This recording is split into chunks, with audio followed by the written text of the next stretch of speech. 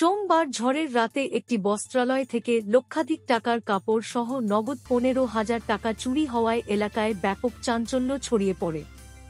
ঘটনাটি ঘটেছে ক্যানিং থানার ইটখোলা পঞ্চায়েতের বাদামতলা এলাকায়। ঘটনার বিষয় জানিয়ে দোকানের মালিক ক্যানিং থানায় একটি লিখিত অভিযোগ দায়ের করেছেন।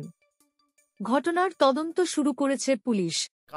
কালকে তো রাত 7টায় থেকে আমি দোকানটা খুলেছি। খোলার পরে দেখলাম সন্ধ্যা দিতে এসেছি। সারাদিন তো হোলি খেলাতে বন্ধ ছিল।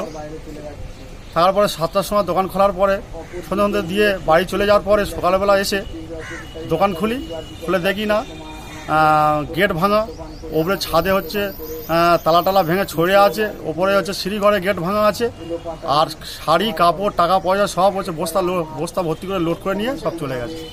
কি মনে হয় চুরি হয়েছে? ডাকাতি করে নিয়ে চলে গেছে।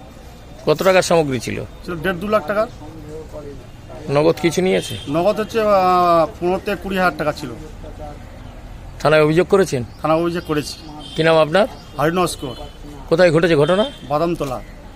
প্রত্যেক দিনের গুরুত্বপূর্ণ খবর দেখতে সাবস্ক্রাইব করুন আমাদের ইউটিউব চ্যানেল আলিপুর বার্তা।